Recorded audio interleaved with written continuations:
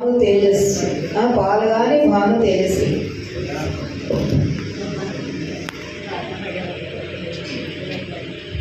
అందరికీ శుభోదయం. నా పేరు పోలగారి భాను తేజస్వి, మాది కృష్ణా జిల్లా. నేను ఎంచుకున్న శీర్షిక గీతోపదేశం. సర్వోపనిషదో గావం తోగ్గా గోపాల నందనం పార్థో వత్స సుధీర్భోక్త దుఃఖం గీతామృతం మహత్.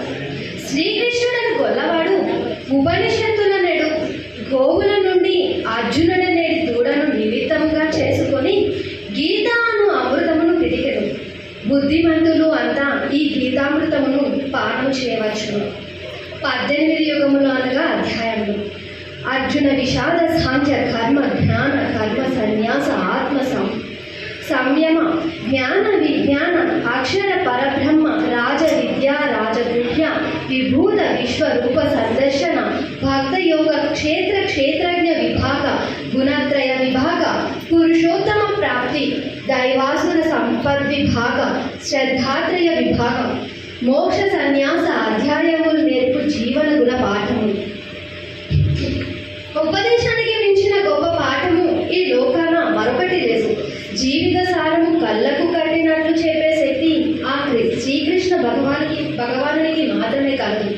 కర్మ చేయకుండా మానవ మనుగడ లేదని, కర్మ సారాన్ని అనుభవించకుండా పేలుగు లేవదని, ఎదుటివాడి బలాన్ని అంచనా వేయకుండా నీ బలాన్ని తక్కువ చేసుకోకు, గర్వపడకని, శరీరం కాదు ఆత్మ శాశ్వతమని, దానికి మరణమే లేదని, ఎత్తులు పై ఎత్తులు ఎక్కడ ఓడాలి ఎక్కడ నెగ్గాలి, మాటకారితనం ఏమార్చే గుణం మనిషిలో ఇమిడుకున్న శక్తులని, వాడుకలో వారి నేర్పరి గుణం దాగుందని చెప్పకనే చెప్తుంది గీత.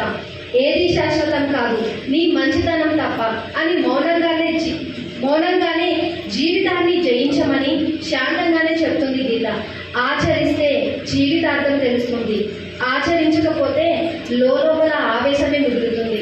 ఇంతటి గొప్ప అవకాశాన్ని ఇచ్చినందుకు చాలా మధురమైన స్వరమా, చాలా స్పష్టంగా చదివావు, మధురంగా చదివావు, భావయుక్తంగా చదివావు, అర్థమయ్యేటట్టు అందరూ నీ వైపు అటెన్షన్ పెట్టేటట్టుగా చదవాలి. అది గొప్ప విషయం. ఎందుకంటే ఒకటి చదువుతున్నామంటే మనం చదువుతుంటే చదవని లేని వినకుండా అటు ఇటు చూసారంటే మనం ఫెయిల్ అయినట్టు అనమాట. కానీ అమ్మాయి ఇప్పుడే ఇట్లా బాగా చదువుతుందంటే ఇక ముందు చాలా చక్కటి కవయిత్రిగా నిలుస్తుందని ఆశిస్తూ దీవిస్తూ అభినందనలు. మీరందరూ ఒకసారి అమ్మాయికి చిన్న పాప కదా, కొంచెం అందరూ అభినందనలు తెలియజేయండి. తర్వాత ఇప్పుడు విజయలక్ష్మి శ్రీనివాస్ గారు వారు తమ కవితను వినిపిస్తారు.